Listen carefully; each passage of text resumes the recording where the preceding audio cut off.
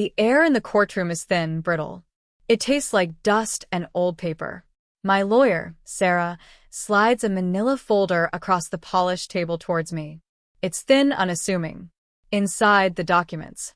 They are quiet, yet they hold the weight of a bomb. My heart pounds against my ribs, a frantic bird trapped in a cage. I watch him across the room, my husband, or what used to be my husband. His face is a mask of practiced confidence, a slight, almost imperceptible smirk playing on his lips. He catches my eye, and the smirk deepens. He thinks he has me. He thinks he knows exactly who I am and precisely what I am worth. He is so wrong. This silence in the court feels heavy, pregnant with unspoken accusations and looming judgments. The judge hasn't entered yet, but the room already feels charged, ready to detonate. Every breath feels deliberate, every sound amplified. The rustle of papers, a cough from the gallery, the quiet hum of the old building's HVAC system. My hands, resting on my lap beneath the table, are cold and clammy. I clench them into fists, the edges of my fingernails biting into my palms. A small, sharp pain that grounds me. This is real. This is happening. The moment is here. The moment I stop being the person he believes I am, the person he has spent years subtly, slowly convincing me I was. The person he intends to leave utterly exposed and financially ruined. But the truth, my truth, has been hiding in plain sight all along, waiting for this precise second. Let me know where you're watching from and what time it is. And if you haven't already, please subscribe. It helps me more than you know. It started subtly, like a crack in the foundation you don't notice until the walls start to lean. We built a good life, or so I believed. A house in the suburbs, comfortable, not extravagant, but ours. Weekends were quiet, filled with slow mornings, walks in the park, evenings curled up on the sofa. He worked hard, long hours at a firm I never quite understood, something with finance, mergers, acquisitions. Buzzwords that floated through our home, but never quite landed. My world was different. I didn't have a traditional career after college. My path was less defined, more fluid. I painted. Not for galleries, not for sale initially, but because the colors and textures quieted a restlessness inside me. I volunteered at the local animal shelter, lost myself in the simple needs of creatures who asked for nothing but kindness. I managed our home, the unspoken conductor of the domestic orchestra. He liked that, at first. He called it my grace, my ability to make our house a sanctuary, to always have a warm meal ready, a listening ear available. My lack of a demanding job meant I was flexible, always there. He handled the money. It made sense. He was the one with the finance degree, the one navigating the complex world of investments and income tax. I trusted him implicitly. Why wouldn't I? He was my husband, my partner. He managed our joint account, paid the bills, handled the retirement funds. I had an allowance, a generous one, he assured me, for groceries, household needs, my art supplies, clothes. I never questioned it. I had everything I needed. I felt secure, provided for. Looking back, the control was woven into the fabric of our daily lives, a thread so fine it was invisible. Discussions about larger purchases always circled back to his hard work, his provision. My contributions, the intangible ones of making a home, supporting him emotionally, managing the countless small tasks of daily life, were framed as pleasant pastimes, secondary to the real work that brought money in. When friends talked about their careers, their salaries, their financial independence, I felt a quiet disconnect. My life was different, yes, but I told myself it was a choice, a partnership where we played different, equally important roles. His role was the provider, mine was the nurturer. It felt traditional, safe. He started using the phrase more often. My money, the money I earn, it wasn't accusatory at first. Just a descriptor. But the emphasis shifted. It became a subtle boundary. When I suggested a trip, he'd sigh, "That will take a chunk out of my savings." When I wanted to upgrade something in the house, it was framed as an expense he had to justify. My allowance, while still ample for daily needs, felt like just that, an allowance. Not a share of our joint resources, but funds dispensed from his primary control. I started feeling smaller. My world, which had felt rich with creativity and purpose, began to feel confined by the invisible walls of his financial domain. Then came the hints. Passive-aggressive comments disguised as concern. It must be nice to have so much free time. You wouldn't need to worry about money if something happened, would you? You don't exactly have a profession to fall back on. I brushed them off, uncomfortable laughter my only defense. He wasn't serious, I told myself. He loved me. He appreciated me. These were just clumsy jokes. But they chipped away at my confidence, planting tiny seeds of doubt about my own capabilities, my own value outside of our marriage. He grew more distant, more preoccupied. Late nights at the office became the norm. His phone was always face down, notifications silenced. Our conversations grew shallower, focused on his day, his stresses, my quiet responses. The warmth seeped out of the house, replaced by a polite, sterile atmosphere. I felt like a tenant, not an owner, in the life we'd built. The actual conversation was brief, brutal. He sat me down one evening, not over dinner as I might have expected, but in the cold light of the living room, the news droning softly in the background. He was calm, clinical. "I'm not happy," he said, his voice flat, devoid of emotion. "This isn't working anymore." I felt the floor drop out from under me. The world tilted. Questions tumbled out, desperate, disjointed. What wasn't working? What happened? Can we fix it? His answers were vague, dismissive. People grow apart. It's time for us to move on. Then came the line that would echo in my ears for months. "Don't worry," he said, a condescending pity in his eyes. "I'll make sure you're taken care of. Given your situation, the court will see you're financially dependent. You won't be left with nothing." Financially dependent. The words landed like stones. Not our joint assets, not dividing what we built together, just financially dependent, it was clear. He wasn't just ending the marriage. He was defining my worth, my identity, through his lens of financial control. He was framing the entire dissolution of our life around the narrative he had carefully constructed over the years. I had no value, no means, no power, outside of his provision. The shock was quickly followed by a cold, hard anger. He didn't see me. He never had. He saw a reflection of his own success, a convenient, pliable extension of his life that he could now discard and manage according to his own terms. Panic set in almost immediately after the initial shock wore off. My mind raced. He handled everything. The bank accounts were joint, yes, but his salary was the only significant deposit. My small income from selling a few paintings here, and there was negligible in comparison. He knew every account number, every investment detail, every password. I barely knew where the deeds were kept. The house was in both our names, but the mortgage payments came from the joint account he controlled. His lawyer sent the initial papers quickly.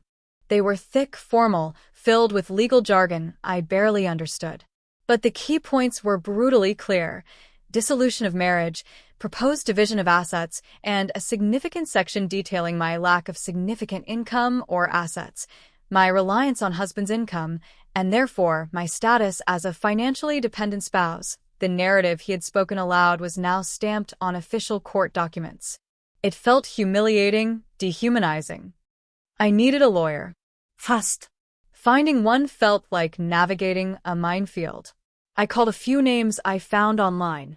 Their voices were sympathetic but cautious. Divorce law is complex, especially when finances are involved. I needed someone sharp, someone who could see through the legal fog and understand the power dynamics at play. I felt vulnerable, exposed. Every conversation reinforced the terrifying reality. He held all the financial cards, or at least, that's how it appeared on paper. Then I found Sarah. Her office was small, cluttered with files, but her presence was anything but. She was sharp, no nonsense, with eyes that seemed to bore right through the surface. I sat across from her, the thick packet of papers trembling slightly in my hands. I laid it all out: the history, the subtle control, his words, the formal claim of dependency. I expected pity, or perhaps a gentle explanation of the uphill battle I faced. Instead, she leaned forward, her expression hardening. "He's trying to define you before the court even sees you," she said, her voice low but firm. "He's creating a narrative where you are passive, incapable. It's a classic tactic. Diminish the other party's contribution, inflate your own necessity." She went through the documents, highlighting sections, making notes. She asked about our finances, the house, the cars, any savings I might have. I told her about the joint account, the allowance system, my limited earnings from painting. She nodded, her face unreadable. "Okay," she said, closing the file. "This is his opening move. He thinks he has you cornered. Based on this filing, he expects a quick settlement where he pays you a modest sum and keeps the bulk of the assets, claiming you can't manage them anyway." I felt a wave of despair wash over me. It was exactly as I feared. He had planned this. He had built this perception of my helplessness deliberately. "So, "What do I do?" I asked, the words barely a whisper. "How do I fight this?" She met my gaze, a flicker of something I couldn't quite place in her eyes.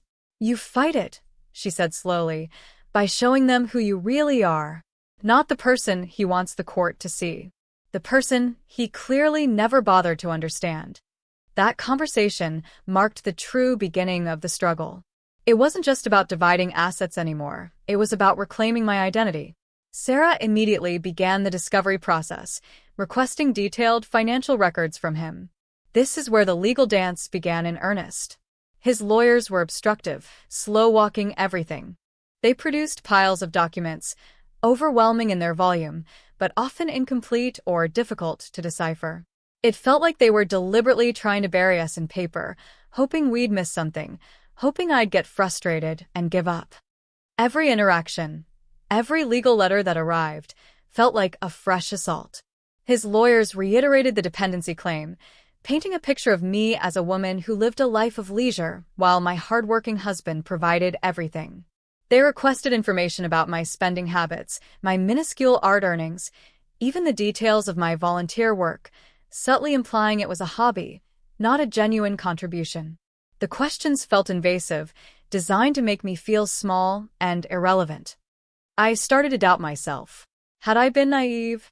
Had I allowed myself to become too comfortable, too reliant? His narrative was so insistent, so pervasive, that it started to chip away at my own sense of self-worth. The financial pressure mounted too. Legal fees piled up.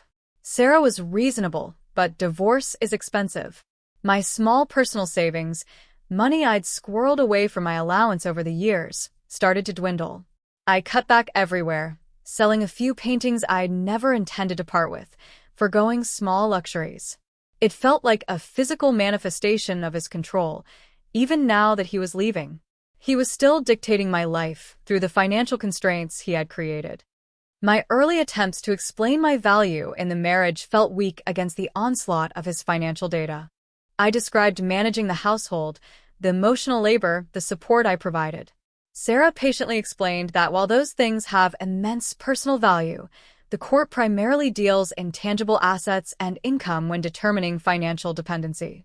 His lawyers dismissed my contributions as non-economic and typical spousal duties that didn't warrant significant financial consideration beyond basic support. It felt like a punch to the gut. My life, my efforts, reduced to footnotes. The struggle intensified. His side became more aggressive. They filed motions questioning Sarah's requests, delaying the process further. They suggested mediation, but the terms they proposed were laughably skewed in his favor, clearly designed to make me feel desperate enough to accept anything. The message was clear. You have no leverage. You are dependent. Accept what we offer or face a protracted, expensive legal battle you cannot win. I remember sitting in Sarah's office one rainy afternoon, the sound of the downpour drumming against the window. I felt utterly defeated. I looked at the pile of legal documents, the projected costs, the bleak picture his lawyers were painting of my future. Maybe he's right, I whispered, the words catching in my throat. Maybe I am dependent. Maybe I don't have any options. Sarah was silent for a moment, her gaze steady. She didn't offer platitudes. She simply said, "Is that who you are?" Is that the life you want to accept? And in that moment, something shifted. A cold resolve settled over me, pushing back the despair. No. That was not who I was. That was the cage he had tried to build around me, piece by piece. I had allowed him to define me for too long. He saw a fragile, dependent woman. But there was a part of me he knew nothing about, a part of my history I had deliberately kept separate from our shared life. It wasn't about secrets in a malicious way, but about boundaries, about holding on to a piece of myself that was entirely mine, untouched by his world or his money. It was time to reveal it. I looked at Sarah, a new determination hardening my features. There's something he doesn't know, I said, my voice low and steady. Something I haven't told anyone in years. I explained it then. The trust fund. Not a small one. A substantial one. Established by my grandfather, a quiet, shrewd businessman who had seen the potential pitfalls of inherited wealth and had structured it carefully. It was managed by independent trustees, the distributions set up in a way that provided security but required careful planning and investment to grow. Access was restricted, designed to prevent impulsive spending or control by others. I had lived modestly, never touching the principal, allowing it to grow, using only a small portion of the distributions for personal needs that my allowance covered anyway. I hadn't needed to touch it during my marriage, and I had seen no reason to disclose it. It was mine, a separate entity from the life I shared with my husband. It wasn't marital property. It predated our marriage by decades, and its structure kept it distinct. I hadn't hidden it out of malice, but out of a deep-seated desire for privacy, and perhaps a subconscious need to know I had a foundation that was independent of anyone else. I hadn't wanted money to define me, not in my life, and certainly not in my marriage. I wanted to be loved and valued for me, not for my potential wealth. The irony now was a bitter twist of fate.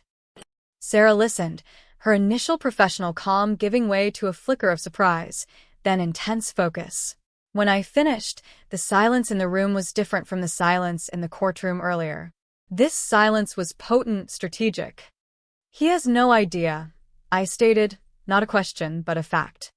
None, I confirmed. My family kept it private.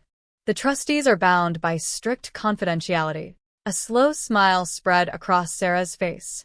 It wasn't a warm smile, but a sharp, predatory one. Well, she said, picking up a pen, this changes everything. He wants to paint you as dependent? Fine. We let him paint his masterpiece of delusion. We let him build his case on sand. And then, at the precise moment, we show the court the rock he never knew existed. This was the midpoint shift. The battle wasn't about defending myself anymore. It was about executing a plan. A quiet, devastating counterstrike. Sarah's strategy was brilliant in its simplicity and its cruelty. We would continue to play the part. We wouldn't volunteer the information about the trust fund. We would let his lawyers parade their evidence of my supposed dependency. We would answer discovery questions truthfully but narrowly, focusing on the marital finances, which were dependent on his income. We would not lie, but we would not reveal the existence of assets outside the marital estate unless legally required, which, given the nature of the trust, it wasn't at this stage. The pressure, however, didn't lessen, it intensified. Knowing our secret weapon was one thing, living through the daily onslaught of his lawyers' accusations was another. They pushed harder. They requested depositions, intending to grill me on my financial habits, my reliance on my husband, my perceived inability to support myself. Sarah prepared me meticulously. Be calm, she advised. Answer only the question asked. Do not volunteer information. Let them dig their own hole. Sitting in that sterile deposition room was one of the hardest things I've ever done. His lawyer, a man whose smugness was palpable even through his polite demeanor, probed and prodded. He asked about my art sales. Trivial amounts, he scoffed. He asked about my volunteering, a hobby, not a profession. He asked about my knowledge of our investments. I truthfully answered that my husband handled it all. He asked how I paid for things, from the joint account, managed by my husband, I replied. He seemed to relish each answer, each confirmation of his narrative. He asked about my future financial plans. I spoke vaguely about finding a way to support myself, amplifying his perception of uncertainty. It was agonizing to play the part, to appear less capable than I was, to let him build his false case. Every question felt like a confirmation of his view of me, irrelevant, helpless, defined solely by my lack of earned income within the marriage. But with every painful answer, I held onto the secret, the knowledge that he was constructing his victory on a foundation of sand. The deepening crisis was living with that secret, letting the world, and more importantly, the court, see me as he saw me. The fear was constant. What if something went wrong? What if Sarah was mistaken about the trust's legal status? What if the judge saw through our strategy? What if, by playing the part, I somehow made it real? Friends who knew vaguely about the divorce offered well-meaning but difficult advice. Get a job. Ask for alimony. It was hard to hear because I knew they were right based on what they and everyone else perceived my situation to be. I was living a double life, the public persona of the financially vulnerable wife and the private reality of someone with significant, independent means. The financial drain continued. The legal bills mounted. My personal savings were almost gone. This was part of the strategy, too, demonstrating to the court, through my very real financial struggles within the context of the marital assets, that he had controlled everything, that his actions had created this immediate vulnerability for me in this shared life. It made his claim of dependency ironically true in the short term, based on the information he controlled, which would make the reveal even more impactful. The day of the hearing loomed. It felt less like a court date and more like a scheduled execution, or perhaps a carefully planned ambush. My stomach was a knot of anxiety and anticipation. Sarah and I went over the plan one last time. She had the documents, verified and ready. The trustees had confirmed their readiness to provide testimony if needed, though we hoped the documents themselves would suffice. The morning of the hearing, I chose my clothes carefully. Not overly expensive, but neat, understated. I didn't want to look like a victim, but I didn't want to project an image that contradicted the narrative he had built. Not yet. I needed to look like the woman he had described, unassuming, reliant. It felt like putting on a costume. My armor was invisible, internal. The drive to the courthouse was silent. The city streets were busy, indifferent. People rushing to their jobs, their lives, unaware of the quiet drama unfolding in the imposing building downtown.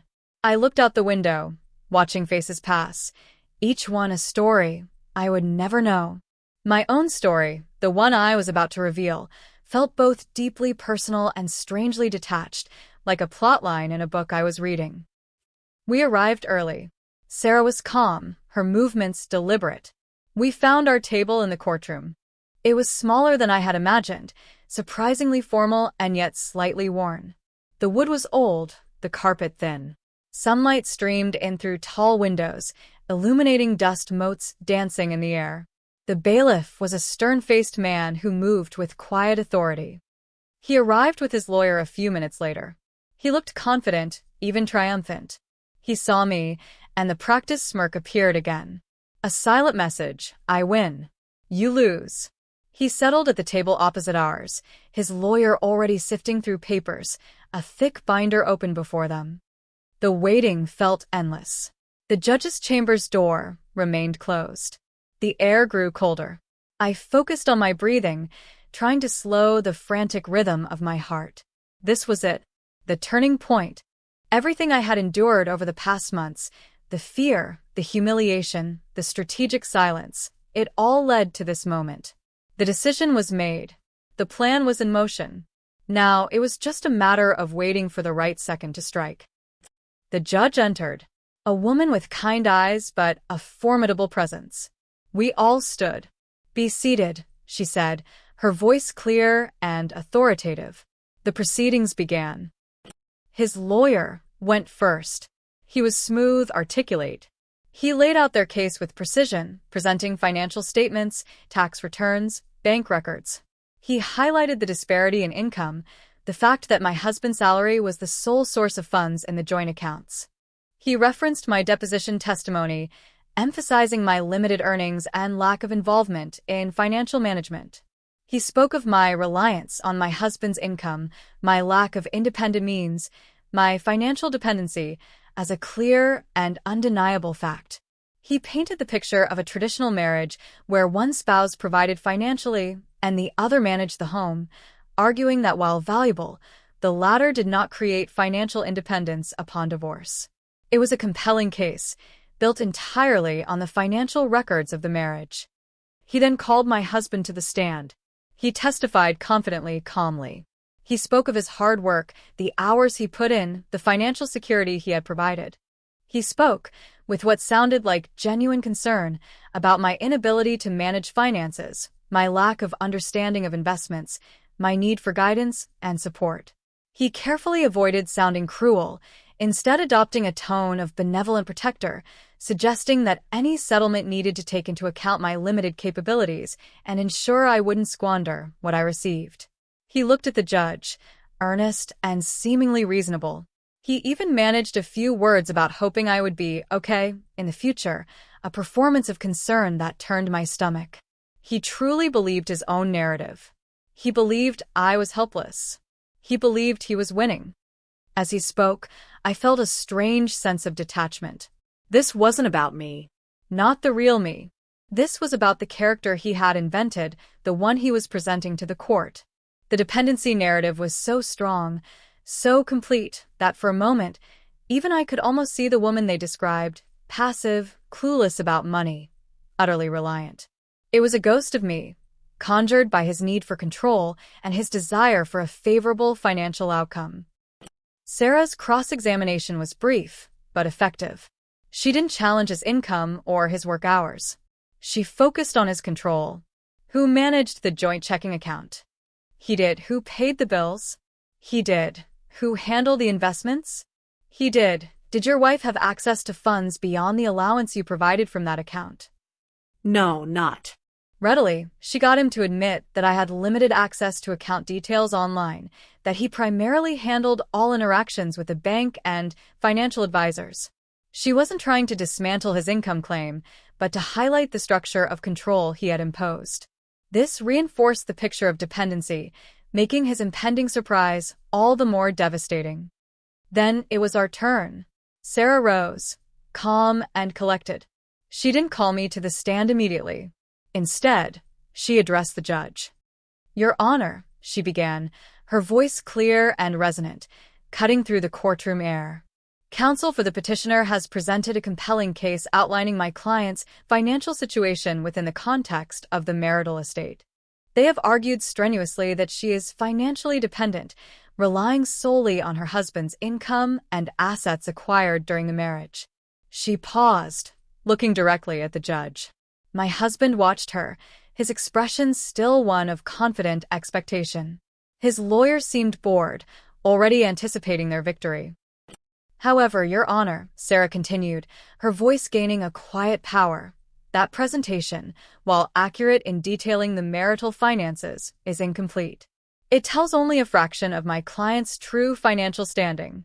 It is a narrative built on the deliberate exclusion of significant, independent assets that existed long before this marriage began and are entirely separate from the marital estate." My husband's smirk faltered. His lawyer looked up, a flicker of concern crossing his face. The judge leaned forward slightly, her expression shifting from neutral attention to focused inquiry. Sarah turned to her table. She picked up the thin manila folder, the quiet folder that held the bomb. "Your Honor," she stated, holding the folder up, "my client is the beneficiary of a substantial trust fund. This trust was established by her grandfather decades ago. It is managed by independent trustees and holds assets significantly in excess of the marital estate accumulated during the marriage." She walked slowly towards the judge's bench. She handed the folder to the bailiff, who passed it up to the judge. The judge took the folder, her eyes curious. As she opened it and began to read, a silence descended upon the courtroom. This wasn't just a pause, it was an absence of sound, a vacuum that seemed to suck the air out of the room. The judge's eyes scanned the documents. Her eyebrows rose slightly. She turned a page, then another. The rustle of the papers was loud in the stillness. Across the room, I watched my husband. The change in his face was immediate, dramatic. The confidence drained away, replaced by utter shock, then disbelief, then a dawning horror. His eyes widened. He looked at me, his gaze wild, searching my face, as if seeing me for the first time. He looked at Sarah, then back at the judge. His mouth opened slightly, but no sound came out. His lawyer, who had been leaning back confidently, was now bolt upright, staring at the judge, then at the documents, then at his own client, a look of stunned confusion on his face. He clearly knew nothing about this. The judge finished reading the summary document. She looked up, first at Sarah, then at my husband and his lawyer. The silence stretched, thick and heavy. The air was still, waiting. The plot twist had landed. The victim was not only not dependent, but possessed resources far exceeding anything the betrayer had accumulated or thought to control. He hadn't just misjudged me. He had been completely, fundamentally wrong about the landscape he was fighting on. His entire strategy, built on the foundation of my supposed helplessness, had just been obliterated in front of the court. The sound of his world collapsing was deafening, even in the absolute silence. The judge finally spoke. Her voice was quiet, measured, but carried immense weight. "Counsel," she said, looking at my husband's lawyer, "this documentation appears comprehensive. And these amounts," she trailed off, shaking her head slightly. "Based on this evidence, the claim of financial dependency is, shall we say, entirely without merit." My husband's lawyer scrambled, stumbling over words. "Your Honor, we were not aware of this. This was not disclosed." Sarah interjected calmly. "Your Honor, the trust predates the marriage. Its structure and management keep it separate from marital assets. While my client's marital income and assets were accurately reflected in discovery, her independent financial standing, unrelated to the marriage, was not legally required to be disclosed until relevant to a specific claim, such as the petitioner's assertion of dependency. Once that claim was made central to his case, it became necessary to present the full picture." The judge nodded slowly. "Indeed. The petitioner made the respondent's financial dependency the cornerstone of his case for asset division and potential spousal support. This evidence directly refutes that claim. It would appear the respondent is, in fact, quite capable of supporting herself." She looked at my husband, who was pale, his hands gripping the edge of the table. The smugness was gone, replaced by raw, exposed fury and shock. He had overplayed his hand spectacularly. He thought he held all the power of the provider, the one with the money. He had tried to use that power to diminish me, to control the outcome of the divorce, to leave me with crumbs. And in his arrogance, he had completely overlooked the fact that I had my own foundation, stronger and deeper than anything he had built. The legal proceedings that followed were brief and decisive, albeit still steeped in that heavy, shocked silence. His claim of dependency was dismissed. With the central argument of his case gone, the negotiation landscape shifted dramatically. The focus moved solely to the division of marital assets, which, while not insignificant, were far less than he had hoped to retain by claiming I needed minimal support. My independent wealth meant I was not entitled to spousal support, nor did I need it. But more importantly, his attempt to portray me as incapable and reliant had backfired spectacularly. His credibility with the court was damaged. We walked out of the courtroom into the bright afternoon sun. The air felt different now, lighter, though still charged. Sarah walked beside me, her earlier predatory smile softened by a look of quiet satisfaction. My husband and his lawyer emerged a few minutes later. He wouldn't look at me. His face was set in a hard, bitter mask. He hadn't just lost the financial argument. He had lost the narrative. The man who prided himself on his financial acumen and control had been utterly blindsided by finances he knew nothing about, held by the woman he deemed dependent. The poetic justice of it was almost overwhelming. The aftermath was a strange mix of vindication and emptiness. Legally, the resolution was swift after that day. The marital assets were divided fairly, essentially 50-50, with each of us keeping our premarital possessions and any assets acquired solely in our own names before the marriage. His claim for spousal support from me, a brief, desperate attempt by his lawyer after the trust reveal, was quickly shut down. There were no lengthy battles over alimony or my future support. The divorce was finalized, the decree signed. But emotional resolutions are rarely as clean as legal ones. The victory felt cold. Yes, I had protected myself. I had proven him wrong in the most undeniable way possible. I had taken back control of my narrative, my worth. The power had swung decisively.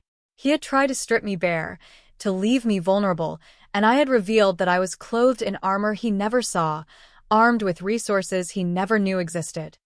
There was satisfaction in that. A deep, quiet satisfaction that settled in my bones. He had underestimated me completely. He had judged me based on the role I played in his life, the role he had assigned me. He had never bothered to look beneath the surface, to see the history, the strength, the independence that had always been there. His arrogance, his need for control, had blinded him.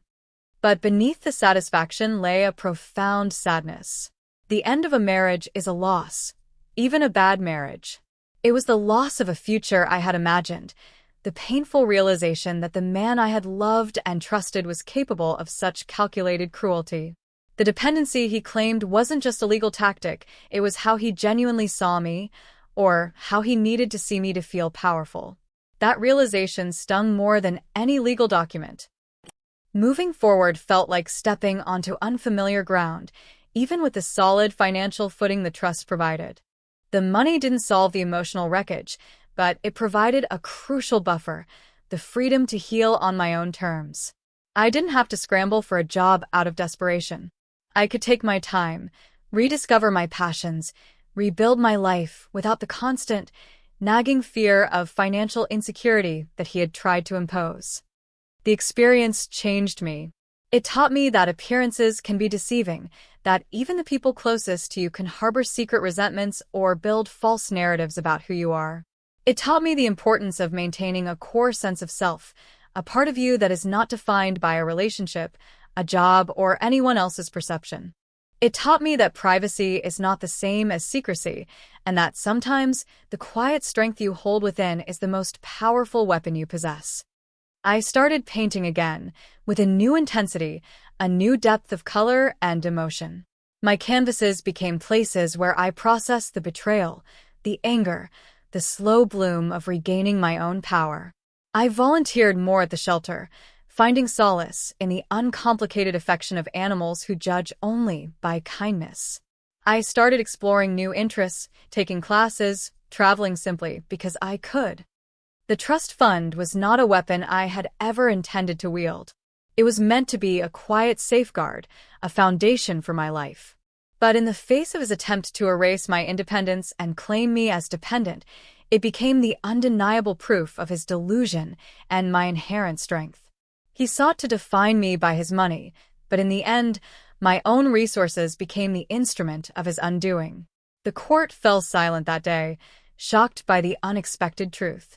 And in that silence, I finally heard my own voice again, clear and strong, free from the narrative he had tried to write for me. My freedom wasn't just financial, it was a reclaiming of my own story. If this story hit close to home, I'd love to hear your version. Drop a comment with where you're listening from and what time it is. Thanks for being here. Subscribing helps bring more of these to life.